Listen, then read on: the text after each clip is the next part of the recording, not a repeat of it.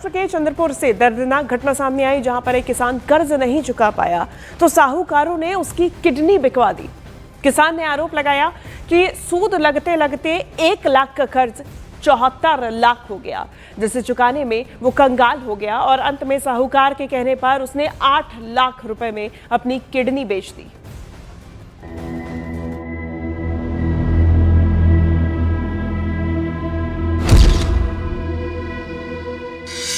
कर्ज ने किया किसान को लाचार।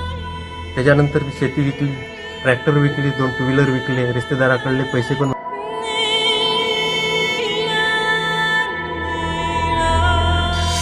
पैसों के लिए साहूकार ने बिकवा दी किडनी।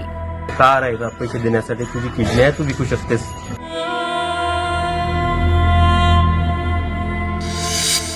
1 लाख के कर्ज पर 40% ब्याज। कुर्ले कुरकुडे यांच्याकडे पाठवली। लक्ष्मणने माझा मजबुरीचा महाराष्ट्र के चंद्रपुर जिले मिंथूर गांव के रहने वाले रोशन सदाशिव कूड़े की आप बीती खोखले हो चुके सिस्टम का जीता जागता प्रमाण है, क्योंकि एक किसान जब कर्ज नहीं चुका पाया तो साहूकार ने उसकी किडनी बिकवा दी। किसान रोशन सदाशिव कूड़े के मुताबिक उन्होंने अपने ही गांव के 2 साहूकारों से 50-50 हजार रुपए कर्ज लिए थे, लेकिन ब्याज लगकर वो रकम 74 लाख पहुंच गई। नौबत ये आ गई कि किसान घर, ट्रैक्टर, जमीन सब बेच चुका था, लेकिन कर्ज नहीं उतरा। इसके बाद साहूकार ने खेल खेला, क्योंकि रोशन सदाशिव ने आरोप लगाया कि साहूकार ने अपना कर्ज चुकवाने के लिए उनकी किडनी बिकवा दी। त्याच्यानंतर आपले पैसे काढण्यासाठी लक्ष्मण कुर्ले कुरकुडे यांच्याकडे पाठवली। लक्ष्मणने माझा मजबुरीचा फायदा घेऊन 40% व्याज आकारला 20 दिवसाचा। त्याच्यानंतर मी शेती विकली, ट्रॅक्टर विकली, 2 टू व्हीलर विकले, रिश्तेदाराकडले पैसे पण मागितले। किसान रोशन सदाशिव ने आरोप लगाया कि उनके पास 4 एकड़ जमीन है। प्रकृति की मार के कारण खेती बेकार हो गई, इसीलिए डेयरी का काम शुरू करने का फैसला किया। आमदनी बढ़ाने के लिए उन्होंने दुधारू गाय खरीदी। 2 सूदखोरों से 50-50 हजार रुपए का कर्ज लिया, लेकिन किस्मत ने उनका साथ नहीं दिया। खरीदी हुई गाय मर गईं और खेती भी नहीं रही। कर्ज का बोझ बढ़ता चला गया। छुटकारा पाने के लिए उन्होंने 2 एकड़ जमीन बेच दी।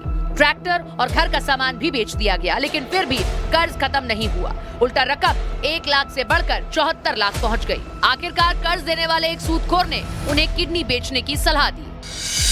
एक एजेंट रोशन कूड़े को कोलकाता ले गया, जहां उनकी मेडिकल जांच हुई। इसके बाद उन्हें कंबोडिया ले जाया गया, जहां सर्जरी कर उनकी किडनी निकाली गई। रोशन कूड़े ने अपनी किडनी 8 लाख रुपए में बेची।